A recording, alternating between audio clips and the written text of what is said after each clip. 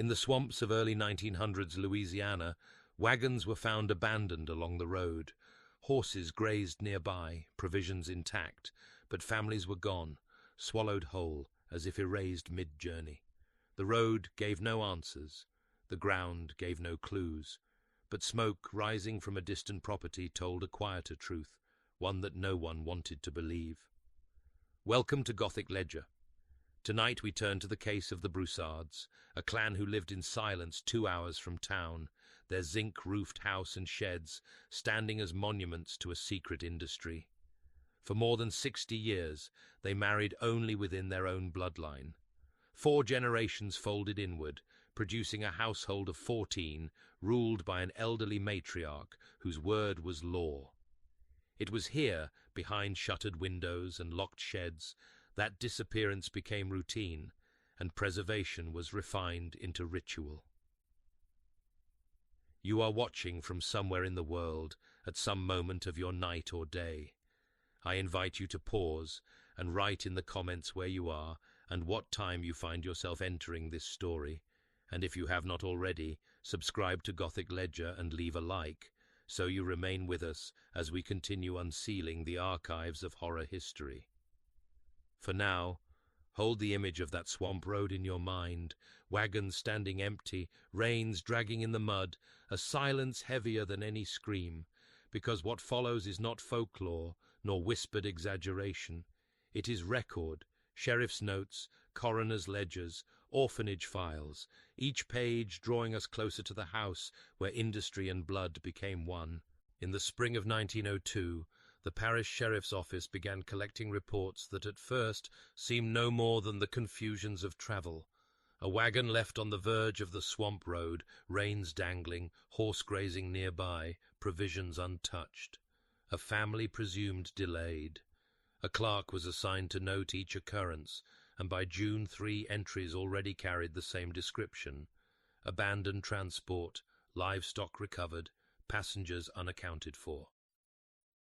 The first wagon, marked in the ledger as belonging to the Duval family, was found 2 miles east of the bayou crossing. No evidence of struggle was visible. The horse bore no injury, the tack was in order. The wagon bed still carried flour, salt, and cloth. Only the family itself, man, woman, and 2 small children, were absent. Their names were listed, underlined twice, with the word "missing" added in the margin. Weeks later, a second wagon was discovered, this one belonging to a traveling peddler whose absence was noted when his accounts fell silent. Again the wagon was intact, horse alive, cargo in place. The sheriff's men wrote that the scene suggested interruption without violence, as if the air itself had opened and removed its occupants. The report carried no conclusion, only the phrase "further inquiry advised." By midsummer the pattern hardened. A third wagon stood empty at the edge of the cypress line, reins tangled, horse wandering but sound. Inside were the belongings of a family en route to visit relatives upriver. Their blankets were neatly folded, tools wrapped in oilcloth and food sealed. Only the travelers were gone. The sheriff's notes, compiled weekly, grew longer and more insistent. He remarked upon the silence of the scenes. No tracks leading away, no sign of theft, no spilled blood. The stillness of each discovery unsettled the deputies more than violence might have. Community unease spread quickly parish. Residents began whispering of roads that consumed travelers whole. Farmers refused to cart goods after dusk. Merchants began keeping inventories of who departed and when, noting whether they returned. The sheriff's office kept its own column of vanishings, but no explanation filled the space beside the names. By autumn, the compiled records showed 5 wagons found, all in identical condition, horse present, supplies intact, travelers erased. In the margins, the sheriff's hand grew heavier, the script darker, as if pressed harder against the paper. He did not write theories, he wrote only objects. 1 horse recovered, provisions intact, family not located. The repetition of such phrasing became its own kind of ritual, a litany of absence. The swamp road itself offered nothing in reply. It stretched through low trees and standing water, unchanged in appearance, betraying no mark of what had occurred upon it. Deputies walked its length with lanterns, pausing where wagons had been found. But the silence returned with each step. The road carried trade by day, but by night its edges felt porous, as if the swamp reclaimed not only sound, but substance. Thus, by the year's end, the sheriff's archive contained a sequence of small mysteries bound into a larger one, wagons arriving without their drivers, provisions without the hands that packed them, horses without masters. The parish had learned to fear a road that moved nothing forward except unease. 2 hours beyond the parish boundary, where the wagon tracks dissolve into rutted soil and the swamp begins to dictate its own geography, stood the Broussard homestead. The dwelling had been maintained for more than 60 years, passed across 4 generations without interruption, though it appeared less like inheritance than entrapment. Approached from the south, its zinc roof shone faintly against the trees, a flat metallic signal in an otherwise muted landscape. The roof was patched in places with mismatched sheets, their seams hammered flat, each repair carefully layered to resist the rains that pressed down on the bayou. The house itself was a 2-story structure built from cypress timber, its foundation lifted above the damp earth on brick piers. The siding bore decades of weather, boards warped, paint stripped, surfaces smoothed by humidity. Windows were narrow, half-shuttered, more apertures than invitations. No smoke rose from the chimney except at irregular intervals, and even then it was faint, dissipating quickly into the canopy. Surrounding the main house were outbuildings scattered without ornament, but with strict function. To the west, a low shed with wide doors, its interior dark, floor scored by repeated labor. To the east, a smaller structure roofed in corrugated tin, built for storage, its shelves visible through the slats. Behind the house, 3 additional sheds stood in a staggered line, their doors reinforced with crossbars. Paths connected each one, worn into the soil, the distances calculated for use rather than comfort. To an outside observer, the arrangement suggested less a farmstead than a system, each component separate, yet arranged for coordinated work. The grounds were bare of decoration. No fencing enclosed the yard, no flowers were planted near the porch. The only growth permitted was that of necessity. A small stand of sugar-cane, a patch of maize, several chickens kept within a pen assembled from scrap timber. Yet the family was never seen tending these with the frequency that would justify their survival. The land appeared more as staging ground than sustenance. Within, 14 residents lived according to an order as rigid as the timbers that held their house upright. Meals were prepared and consumed without speech. Chores began at dawn, divided by age and role. Children carried pails of water from the bayou in silent procession, their steps uniform, their eyes fixed downward. Adults moved between the sheds with practiced precision, lifting, hauling, returning. Voices were rarely heard, save for short instructions delivered in a dialect of French that parish officials noted as archaic.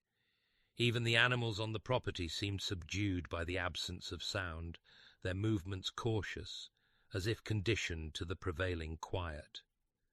Decades of seclusion had hardened the family's rhythms into something more ritual than domestic.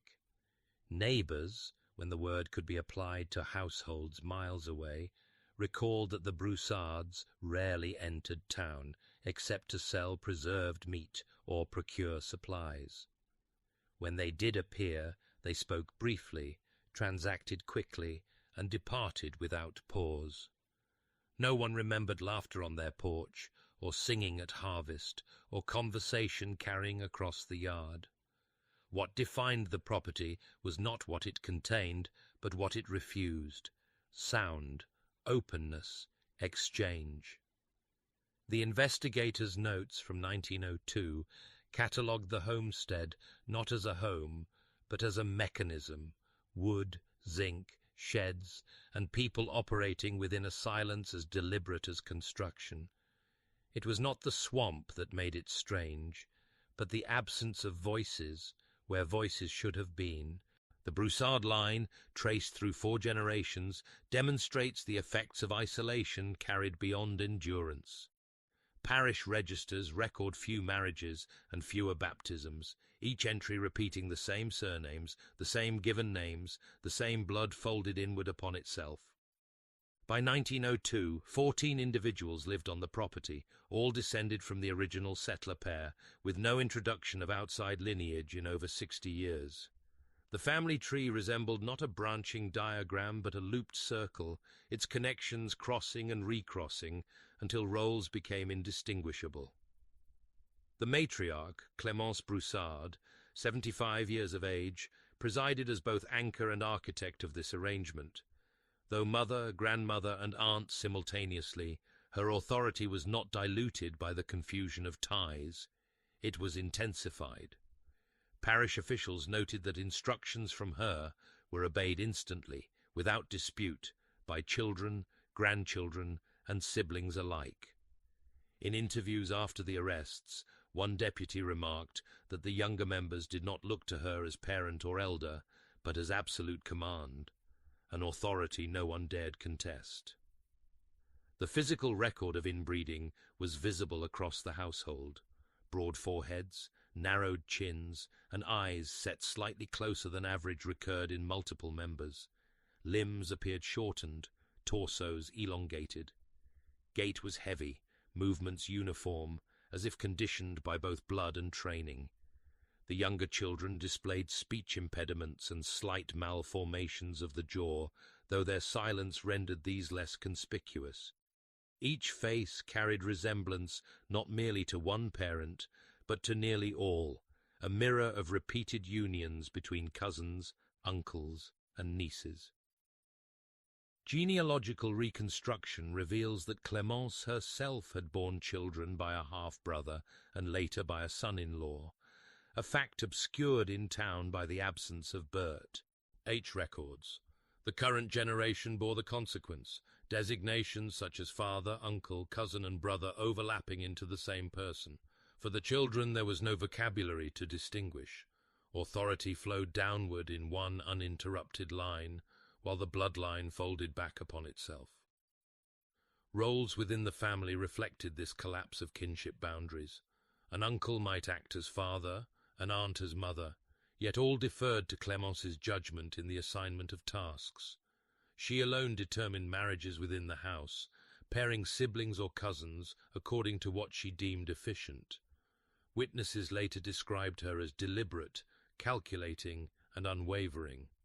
It was she who kept the ledger of names and yields, she who set the rhythm of silence, and she who embodied law when the state was absent. In this system, memory itself became suspect. Children did not know where one generation ended and another began. Stories of ancestry blurred into present fact, with surnames repeating like echoes. The Broussard genealogy, instead of expanding outward, had collapsed inward, until the family was not a tree but a closed circle, blood pooled rather than branched. To investigators compiling their notes, the household resembled less a family than a diagram carried into flesh. Lines crossing until they tangled, figures multiplying but never diversifying, authority concentrated in the hands of a single matriarch who treated lineage not as heritage but as resource. Law had receded, memory had thinned, and only command remained. Between the years 1901 and 1902, parish records show an uncharacteristic improvement in the condition of the Broussard family. Store ledgers from the town of Ville-Platte noted more frequent purchases of salt, barrels, and heavy cloth sacks, items associated not with subsistence, but with preservation. At the same time, the Broussards began offering cuts of salted meat for exchange at a volume disproportionate to their known holdings. No herds were recorded on their property beyond a few thin goats and chickens. Yet their trade increased, and their appearance, once gaunt, showed signs of better feeding. Merchants described the meat as unusual. The cuts were uniform, but oddly pale, salted heavily, and carrying a faint odor that clung even after curing. One storekeeper, interviewed years later, admitted he assumed it was swamp game, possibly feral hog, though the taste was different. The Broussards offered no explanation, only exchanged the wrapped parcels for tools, kerosene and salt to repeat the process. The town accepted the trade, its suspicion dulled by the hunger of the season and the family's persistence in silence. The priest assigned to the parish began to observe details outside the ordinary. In his diary for September 1901, he remarked upon the children's behavior when meat was brought to town. Unlike other children who hesitated at the sight of blood or bone, the Broussard youths handled cuts with predatory familiarity. One child, no more than 10, ran his fingers along the grain of salted flesh with a practiced motion, as though testing quality rather than shrinking from it. Another, when offered dried venison by a merchant, tasted it carefully, then shook his head, as if noting the difference. The priest recorded unease not only at the children's reactions, but at the family's appearance. They no longer looked underfed, yet their eyes carried a watchfulness that suggested discipline rather than relief. Their silence, he wrote, seemed less the awkwardness of isolation and more the composure of ritual. He began to note the dates when the Broussards appeared in town with their parcels, and by late autumn a rhythm was visible. Intervals of absence followed by sudden availability of salted cuts. Merchants, meanwhile, observed their ledgers fill with consistent sales. Salt moved in quantities disproportionate to the season. Barrels disappeared into wagons, always collected by the Broussards themselves. The family purchased little else, no fabric for new clothes, no goods for comfort. Their transactions were practical, repetitive, and calculated. A store clerk remarked that they never bargained, never lingered, and always left together. By winter the contrast was striking. A family once marked by leanness now appeared provisioned. Their shelves were full, their children healthier than before, and yet the parish had no record of new livestock. The meat they sold was accepted, but the question remained unspoken. From what source did it come? The priest's diary closes that year with a single line beneath the date December 30th, 1901. The body strengthens, but the soul recoils. When investigators assembled records from 1902 into 1903, a rhythm began to surface, a calendar hidden beneath parish life. The pattern was first noted not by officials, but by a priest keeping his own log of smoke rising over the Broussard property. He marked the dates when, after days of silence, a thin column appeared above the trees, lingering for hours before dispersing. In the margins of his diary, he drew the crude outline of a month, filling squares with smoke symbols. Only later, compared against missing persons reports, did the alignment sharpen. The average interval was 3 weeks. A traveller vanished, a wagon was left abandoned, or a family failed to arrive at their destination. Within 2 to 3 days, smoke was observed from the Broussard farm, followed by a delivery of salted cuts into town. The sequence repeated with unsettling precision. Silence, smoke, sale. Maps reconstructed by deputies in 1905 illustrate the overlap. Points of disappearance clustered along the swamp road within a 5-mile radius of the Broussard property. Each was marked by a date, cross-referenced with the priest's diary entries. The lines converged with regularity, the timing never exceeding 4 days between vanishing and smoke.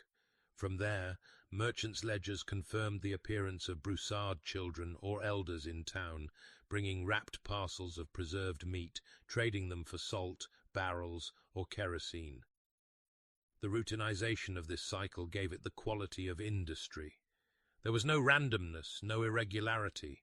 Families disappeared on roads leading only one way. Smoke rose on predictable intervals. Trade followed immediately. The sheriff's office, reviewing the compiled notes, described it in the language of scheduling. Operations appear on fixed rotation. Villagers whispered that the road itself consumed travelers, yet the records contradicted folklore. It was not the road, but the property beyond it that absorbed the missing. The priest, in his diary for June 1902, wrote, "I counted 3 days of silence at the house. No movement outside, no voices, not even animals stirring. Then smoke on the 4th day. The pattern is no longer coincidence." Merchants, too, noted the rhythm, though they spoke only later. One recalled that the Broussards arrived with uncanny punctuality, often just after news of another missing party circulated. He admitted he did not connect the events at the time, but remembered writing in his ledger, "Family appeared, 2 barrels salted cuts, no delay, no words." When these strands were drawn together in official reports, the calendar resembled the logbook of a workshop. Each disappearance fit neatly into a sequence of preparation, process, and distribution. To the outside eye, it was indistinguishable from a business cycle, except its raw material was never declared. By the end of 1903, the number of disappearances had outpaced local explanations. Travel along the swamp road diminished. Families rerouted journeys, avoiding the area altogether.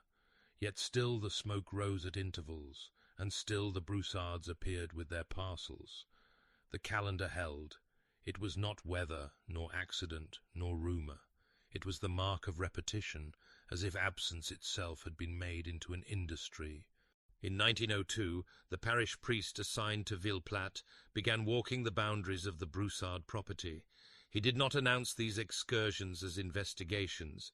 He wrote of them as pastoral concern, visits intended to understand why families rarely saw the clan in church, and why reports of silence around their farm disturbed nearby settlers. Yet his journal, preserved in diocesan archives, reads less like the record of a shepherd of souls and more like the log of a surveyor, measuring absence by its consistency. He recorded dates with precision. May 3rd, walked perimeter 2 hours, no voices, no sound but wind. May 21st, saw smoke above roofline, but yard empty, sheds closed. The priest returned again and again, often sketching the outline of the homestead in the margins of his diary, marking doors and paths, circling windows where he believed movement had passed behind the shutters. What he noted most consistently was the refusal of sound. He wrote that he could approach within 50 paces of the fence line without drawing acknowledgement. Children visible at a distance, carrying buckets, sorting wood, did not pause, did not call out, did not even glance toward him. Adults moved between sheds with faces lowered, as if rehearsed in ignoring intrusion. When on one occasion he raised his hand in greeting at the edge of the yard, no gesture was returned. The journal contains his attempts to count the household by sight. June 4th. 4 children carrying water, 1 boy older, 1 girl younger, 2 women by door, 1 man at shed, old woman seated near porch, unmoving. Later notes repeated the pattern. Always the count hovered around 14. When fewer appeared, he marked question marks beside the date, wondering if his eyes had missed figures, or if some remained deliberately hidden. Fragments of language also reached his ear. On more than one occasion he heard brief commands, spoken in French, but the dialect was archaic, closer to the speech of 18th-century settlers than the parish tongue of his flock. He recorded individual words, restez, tranchez, fermez, without context. The clipped syllables carried across the yard, sharp but sparing. To him, they seemed less conversation than command. The priest also described the sensation of being observed in return. July 9th, paused near outer shed, felt watched from slats. Child's face appeared, then withdrew. No sound. He likened the effect to entering a cloister where silence was rule, yet here silence was neither sacred nor penitential, but enforced. When he approached the gate directly in September and requested entry, the family did not open it. He recorded their refusal as a gesture made by Clémence Broussard herself, an imperious hand motioning him back, no word spoken. He withdrew, writing, "Their silence is not absence, it is discipline." Thus the priest's diary, written in the language of faith, became a forensic instrument. Each line measured not devotion but control, each sketch another attempt to quantify what would not reveal itself. Faith had kept its diary, and in doing so, it had preserved the outline of a house that lived by subtraction. In August of 1903, after 3 days of heavy rain, parish deputies noted that sections of the swamp road had collapsed into runoff channels, carrying surface soil into the bayou. The sheriff ordered routine inspection of the Broussard perimeter, citing concerns about flooding. What the water carried into view altered the investigation. The first item was recorded at 07:45 hours. A child's leather shoe, black, sole intact, size suitable for an age of 6 to 8 years, mud-caked, heel worn, recovered from the drainage ditch 20 yards east of the Broussard shed line, bagged, tagged, entered as Exhibit A. At 08:10, deputies recovered fragments of cloth, gingham dress material, blue check, torn along seam, hem stitched by hand. No rot present, suggesting recent burial. Bagged as Exhibit B, at 08:43, a rag doll was lifted from the silt. Cotton body, button eyes missing, hair of twine discolored to dark red. The cloth carried heavy staining, cause undetermined at collection. Officers noted odor described as sweet, nauseating, unfamiliar. Bagged as Exhibit C, by 09:30 human remains surfaced. 3 teeth, deciduous, identified as belonging to a child under 12. Roots intact, enamel worn by natural use, no jawbone attached, found intermixed with animal bones in drainage runoff. Bagged as Exhibit D, further inspection yielded a child's hair ribbon, frayed, pink faded to pale white. A small metal thimble, sized for adult female, edges dulled. A fragment of shoe buckle, rusted, detached. Each was documented, numbered sequentially, and placed into county storage. Deputies noted that the soil from which these items emerged lay directly downslope from Broussard refuse pits. Washout appeared to have disturbed layers not previously visible. Subsequent digging uncovered further textile fragments and bones. Coroner's notes emphasize cut surfaces on several femoral shafts, covered, clean separations consistent with butchering tool rather than animal predation. The smell was recorded repeatedly. One deputy described it as cloying, persistent, sweet, almost medicinal. Another compared it to smokehouse residue mixed with decay. The odor lingered even after bagging, seeping through canvas sacks in which evidence was stored. At 11:15, the priest who had accompanied deputies wrote in his own margin, "The earth has begun to speak what mouths would not." His observation was not entered in the sheriff's report, but preserved in diocesan copies. By the day's end, 14 separate objects were catalogued, half belonging to children by size and style. None bore identifying names, yet each was recognizably personal. Shoes with wear, cloth with stitch, dolls with stains. The coroner's entry closed with a single sentence. Evidence indicates human presence once erased by burial, now exposed by flood. Thus, the rain, impartial and without intent, disrupted the Broussards' concealment. Where silence had masked activity, water had carried testimony to the surface. The catalogue of shoes, toys, and teeth became not curiosities of the swamp, but articles of evidence, bagged and labelled, each one a fragment of the missing, carried from earth to archive. On September 14, 1903, excavation commenced on the Broussard property under the direction of the parish coroner. The site selected lay 50 paces behind the easternmost shed, where the previous week's rainfall had exposed fragments of bone in surface wash. A perimeter was marked with stakes, soil measured in quadrants, and the first trench cut at a depth of 18 inches. Within the initial quadrant, investigators uncovered a composite deposit, animal and human remains intermingled. Long bones presented clear separations, surfaces smooth, edges angled by sharp instrument rather than fracture. Radius and ulnar fragments bore parallel incisions, consistent with draw knife or cleaver. One femoral shaft exhibited cross-hatch striations, suggesting deliberate sawing for sectioning.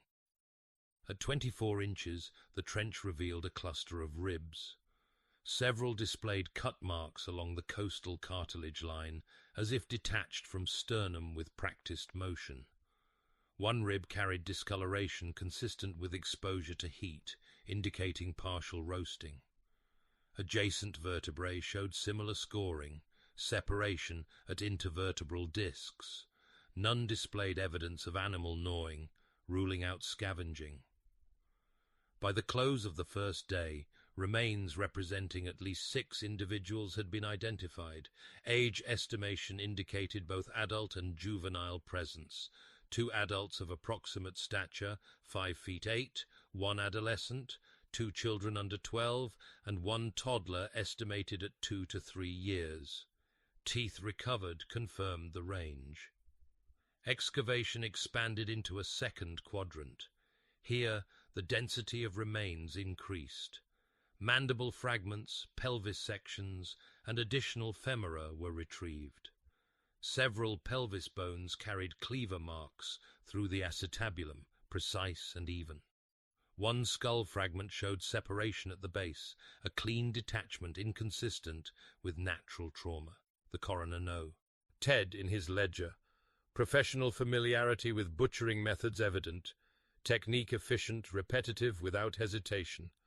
By the 5th day, a total of 22 individuals had been identified through duplication of bones.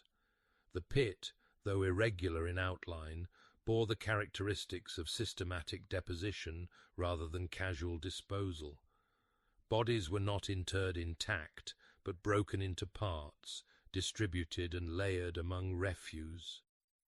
The intermixing of human and animal remains suggested deliberate concealment, yet the uniformity of cut patterns emphasized routine rather than panic. The coroner's notes recorded the absence of ritual or symbolic mutilation. The marks were strictly utilitarian: dismemberment for transport, separation for preservation, reduction for storage. Each bone told a variation of the same story: muscle detached with speed, joints disarticulated with skill, marrow-bearing shafts split for access. The pit was less grave than midden, an archive of use. At the conclusion of excavation, the report entered into parish records read in part. Remains correspond to at least 22 human subjects, ranging infant to adult. All exhibit tool markings consistent with butchering, evidence of heat exposure noted in select cases. Conclusion: activity systematic, knowledge of carcass reduction apparent. Thus, in place of confession, the soil provided testimony. Each cut, measured and repeated, replaced voice with evidence. Horror lay not in the fragments themselves, but in the efficiency revealed, an efficiency that belonged not to savagery, but to practice, structured and maintained as though human life were livestock.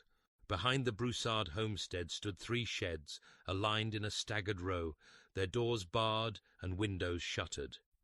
Though outwardly simple, wooden walls, tin roofs, the interiors revealed a sequence of labor arranged as if by blueprint. Deputies who catalogued them after the raid described not randomness, but workflow, a system calibrated for repetition. The first shed contained apparatus for suspension. Heavy wooden beams ran across the ceiling, fitted with iron hooks of varying lengths. Chains dangled from several, the metal rubbed smooth where weight had turned. Beneath lay troughs cut from cypress, positioned to collect runoff. The floorboards bore darkened stains, irregular in shape but consistent in location. Implements hung neatly on the wall. Cleavers, handsaws, knives of differing widths, all sharpened, all wiped clean. No attempt at decoration was visible. Function dictated form. The second shed, larger than the first, served for preservation. Barrels lined the walls, each half filled with salt. Deputies noted residue clinging to the rims, pink in color. Wooden racks were set in rows across the center, wide enough to hold slabs of flesh. Some racks showed discoloration from smoke, as though items had been partially cured before removal. Hooks suspended from beams bore small tags scratched with initials, numbers, and dates. Language was sparse, but intent was clear. Organization by age, sex, and yield. Shelves occupied the back wall, partitioned into compartments. In several, bundles wrapped in cloth were stacked in uniform fashion. A ledger recovered from this shed listed entries in archaic French, words translating to tender, tough, young, old. Deputies described the handwriting as precise, without flourish. The cataloguing reduced body to category, experience to inventory. The third shed completed the sequence. Here smoking racks were built into brick-lined alcoves, vents leading upward into makeshift chimneys. Ash lay thick at the base. The smell of hickory clung to the walls, layered with something less definable. Bundles of firewood were stacked neatly, replenished in advance. Hanging rods stretched across the rafters, some still bearing fibers from what had been suspended. Deputies marked the presence of hooks, shaped for smaller loads, suggesting children's remains were not exempt from the system. Walking the sheds in sequence was to move through a factory of reduction. First suspension, then preservation, then smoke and storage. Each stage was spatially distinct, yet connected by paths beaten into the dirt, as if generations had traced the same steps between beams, barrels, and chimneys. The efficiency was unmistakable. It was not improvisation born of need, but a process refined over decades, its routines as rigid as the silence that governed the family itself.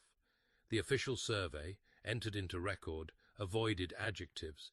It spoke only of hooks, racks, barrels, shelves. Yet between those lines the horror is legible. A house that learned the mechanics of slaughter and applied them to its own design.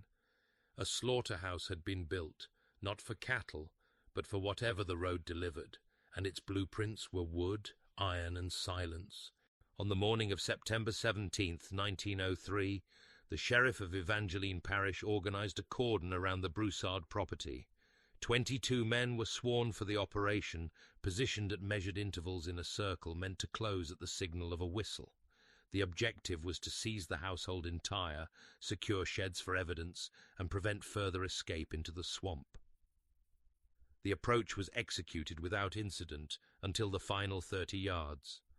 Deputies advancing through reeds reported first hearing a sharp cry in French. "Allez!" the command to move. Immediately, activity inside the homestead altered. Figures scattered in prearranged paths.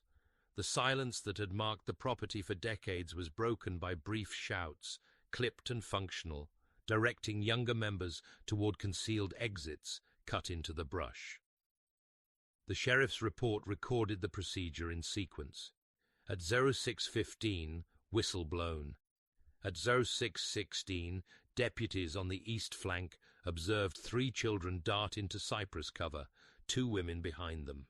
At 06:18, a man of large build, later identified as Bogard Broussard, struck through the cordon on the north side, evading capture by exploiting terrain softened by rain. Pursuit was impeded by mud and standing water. Inside the house, deputies forced entry without resistance. Elderly matriarch Clémence was seated in a chair on the porch, unmoving as though awaiting arrest. 4 juveniles were secured indoors, along with Cordelia Broussard and 2 male adults. The remainder, 7 in number, had vanished before the line could close.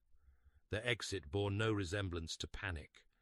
Deputies noted the precision of movement, the directness of routes, the impression that the family had rehearsed dispersal as a contingency. The sound of French cries echoed during the encirclement. Words transcribed in the report included cause, run, séparés, separate, and cacher, hide. Each was faux. Load by immediate compliance. No prolonged shouting occurred. Commands were singular, decisive, and final.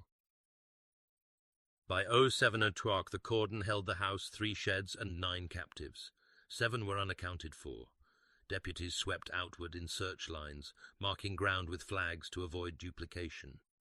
They recovered footprints pressed into marsh grass, small and large, but trails terminated abruptly where water pooled.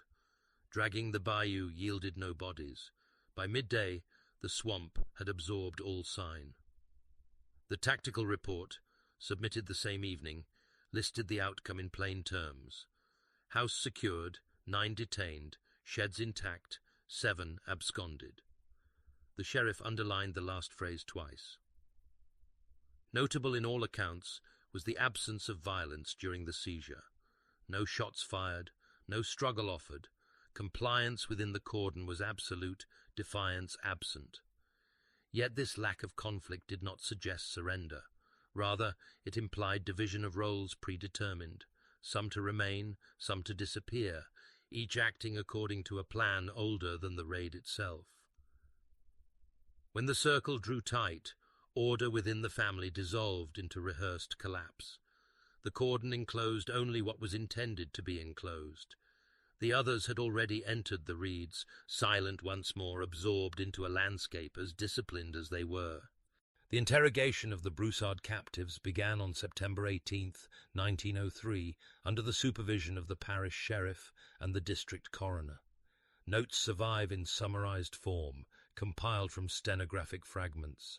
The tone throughout is remarkable not for confession in anguish, but for composure, technicality, and a near-commercial detachment. Clémence Broussard, 75, answered first. When asked about the number of missing persons linked to the property, she replied without denial, "Meat is meat. It must be tended, cured, stored. Nothing is wasted." The phrase was repeated 3 times in the course of the session, each time delivered as if clarifying inventory practice rather than crime. She sat upright, unshaken, voice low but steady. Deputies noted her lack of agitation. Cordelia Broussard, age 38, gave answers of technical detail. She described salting ratios, barrel rotation schedules, and the need for smoking racks to preserve cuts during humid months. When questioned about the presence of children among the remains, she explained in clinical phrasing that younger flesh spoiled faster but boiled well for stock. She emphasized efficiency, not cruelty. The record notes her tone as proud, instructive. Other adults outlined roles in similar language. Alcide Broussard stated that his task was procurement, the approach to wagons, the luring of travelers, the removal of obstacles. Bogard spoke only of strength, defining himself as handler of heavy labor. Neither expressed remorse, only role. Their phrasing was that of assignment, as though labor had been divided by task charts. The children, questioned separately, echoed patterns of obedience. Deputies recorded that when asked about their duties, they responded with single words: clean, carry, sort. They did not elaborate. When pressed, one girl of 10 years recited what appeared to be a memorized phrase, "Do what you are told, do not waste." Investigators noted the blank affect with which this was delivered, as though reciting catechism. The interrogations returned repeatedly to the question of motive. Clémence dismissed the concept. "We do what we have always done," she said. "The land gives little, the road gives more." She rejected accusations of barbarity, reframing them as misunderstanding of necessity. Cordelia reinforced this position, comparing the family's practice to any slaughterhouse. Animals, people, the difference is only size, cutting is cutting, storing is storing. The transcript reveals little argument between family members. Their statements aligned, each reinforcing the other, suggesting rehearsal or indoctrination. Silence was frequent, but not from refusal, rather from lack of need to elaborate. Where investigators sought explanation, the Broussards provided process. Where they sought emotion, the Broussards returned to efficiency. The official summary concluded, "Statements indicate complete normalization of practice. Subjects perceive acts not as crime, but as system of survival. Terminology consistent with livestock management. No remorse evident." Thus the interrogations did not yield confessions in the ordinary sense. They produced inventory lists spoken aloud, a business case framed in human bone and salt. Horror lay not in denial, but in the certainty that the Broussards believed they had merely organized supply. Remorse was not entered into evidence. The trial of the Broussard family convened in Opelousas, Louisiana, January 1904. Proceedings were brief, the weight of material evidence rendering deliberation procedural rather than contested. The courtroom functioned less as a site of debate than as a clerk's desk. Evidence laid, charges read, sentences imposed.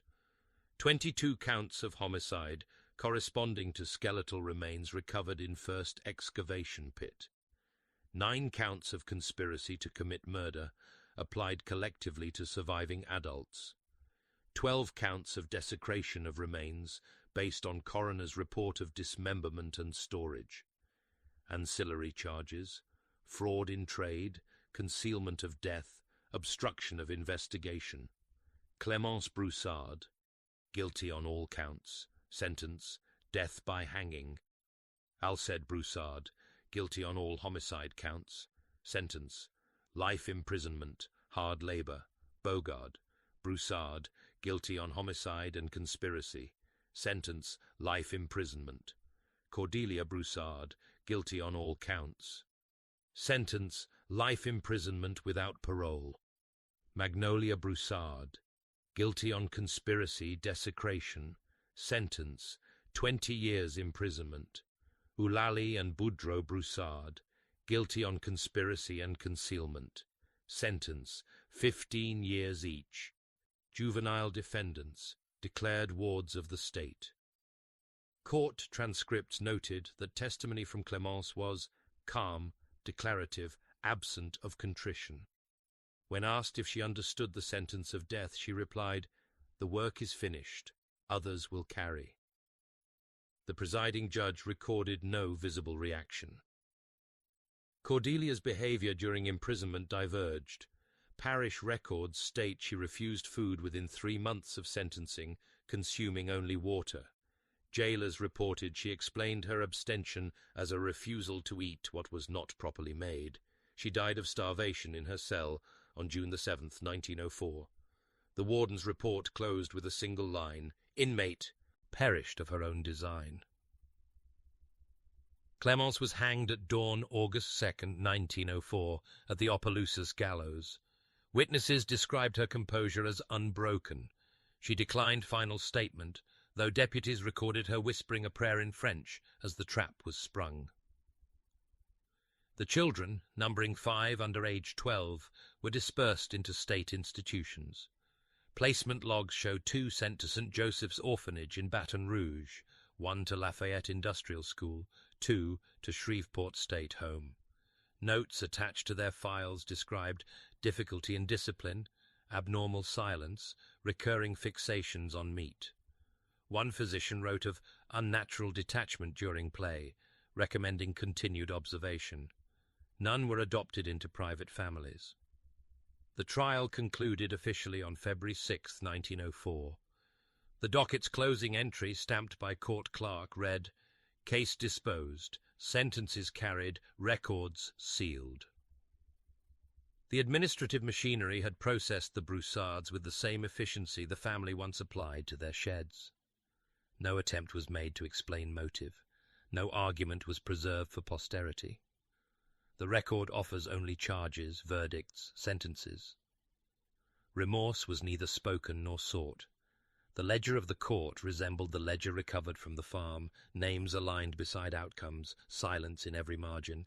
After the raid of 1903, 7 members of the Broussard family slipped past the cordon and vanished into the swamp. Their names were written in the sheriff's missing tally: Bogard, Magnolia, Eulalie, Budrow, Tibido, Celeste, and Sidoni. But beyond the paper record, no official trace was secured. What remains are fragments scattered through reports, second-hand testimonies, and objects left behind like stains that would not wash out. Fishermen on the Atchafalaya spoke of figures glimpsed at dusk, moving in silence along the reed line. 1 large man, 2 women, several children. Nets left overnight were disturbed by morning, fish taken, lines severed with a blade. In January, loggers working near Bayou Chicot found a smouldering fire at the edge of camp. Bones were scattered in the ash, some blackened, others split by deliberate cut. Cloth fragments clung to the mud. A child's boot heel lay nearby, size too small for livestock's use. Deputies collected what they could and filed it without conclusion, though the coroner noted quietly that the remains were of human scale. In March, smoke was seen above a cypress stand east of Ville-Platte. Patrol arrived to find embers still warm, the ground littered with ribs split down their length. Torn cloth lay buried shallow in the mud, darkened with blood. Again, no figures were found, only evidence of hurried departure. By April, parishioners whispered of the fugitives consuming their own. Rumors the priest entered reluctantly in his diary with a single phrase: "The arithmetic of hunger changes what family means." The summer brought more traces. Hunters reported 2 children crouched at the bayou drinking directly from the water. Their clothing was shredded, their hair clotted. When noticed, they fled into the reeds, vanishing soundlessly. Tracks dissolved where the marsh began, and the sighting was dismissed for lack of proof, though it remained in the sheriff's logbook. By September, another ash pit surfaced at the marsh's edge. Charred vertebrae, a jawbone fragment, each marked with cut and burn, too small for cattle, too deliberate for accident. What pursuit remained faltered by year's end. The swamp, dense and shifting, absorbed the fugitives as it had absorbed the travelers who vanished before. Deputies failed to close the distance, each expedition ending in silence. The parish ordered the Broussard property burned. The sheds were reduced to ash, foundations blackened, and even as fire consumed the structures, bones rose from the earth, carried upward by the collapse of soil. Fragments of teeth, splintered shafts, a mandible fragment charred beyond recognition, testimony that fire did not erase but revealed. The records close with a phrase written flatly into the ledger: 7 unaccounted for, presumed perished. Yet the swamp did not conclude so neatly. Fishermen continued to report figures moving against the waterline, ragged silhouettes at night. Families warned children never to walk the swamp road, as if voices still called from the thickets. Every unexplained rustle in the reeds, every faint cry across the marsh, was attributed to the Broussards still living. Hunger had scattered them, and hunger had turned them inward. No court ever proved the suspicions, but the campfires, the bones, the fragments left behind, spoke in place of testimony. In the absence of bodies, rumor became record, and the swamp itself kept the remainder of their story. After the arrests of 1903, 5 of the youngest Broussards were classified as wards of the state. They were dispersed across institutions, 2 to St. Joseph's Orphanage in Baton Rouge, 1 to Lafayette Industrial School, and 2 to Shreveport State Home. Placement logs read like cargo manifests: names, approximate ages, no further remark. What followed in those institutions was preserved in fragments: medical reports, disciplinary ledgers, brief notations by attendants, each revealing the silent residue of the swamp. At St. Joseph's, the two siblings, Alsa and Anatole, twins aged 8, were recorded as difficult to discipline. A nun wrote in her annual report that both displayed an unnatural fixation upon raw foodstuffs, often caught tearing pieces of meat from kitchen stores, chewing without seasoning or preparation. When confronted, they responded with silence, their eyes lowered, hands folded. Punishments produced no correction. By 1906, both had succumbed to illness, respiratory infections untreated until too late. Their files closed with the single line, "Expired, no family notified." At Lafayette Industrial, Sidonie, aged 10, was documented for repeated violent outbursts. Records describe her attacking another child with a sharpened spoon, inflicting cuts across the arms before being restrained.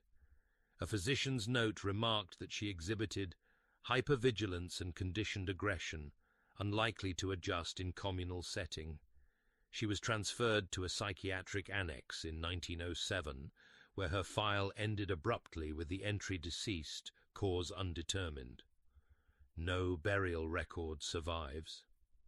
Celeste, aged 14, placed in Shreveport, was listed as withdrawn, unresponsive. Attendants noted her long periods of stillness, sitting motionless at the window, refusing food for days before suddenly consuming large amounts in silence. By 1908, she was found deceased in her cot, attritions, attributed to malnutrition and nervous decline. Margins in her file carry the phrase, "refused to speak even to God." The youngest, Azeli, aged 6 at the time of placement, differed from the others. Records from Baton Rouge show early silence, refusal to play, and obsessive sorting of objects by size and shape. Yet, in 1912 a note appears. Child adapting under new name, placed with Labour family. Identity obscured. The archivist who entered the record struck through the name Broussard and replaced it with a new surname. No further institutional notations appear, suggesting partial integration, though rumours in later decades spoke of a woman in Avoyelles parish who avoided mirrors, who ate alone, and who never permitted children in her household. The orphanages filed their notes without interpretation. To them, the Broussard children were anomalies among orphans, silent, compulsive, resistant to correction, marked by the conditioning of the house that raised them. Their outcomes were predictable, most extinguished by illness, violence, or neglect. Only one adapted, but adaptation required erasure of name, history, and memory. The tragedy is not loud in the archives. It resides in the brevity of entries, the closing of files, the inked word "deceased," written where the line for future updates should have been. The orphans did not escape the house. They carried it into the institutions, and there it consumed them in silence. In the spring of 1907, heavy rains returned to Evangeline Parish.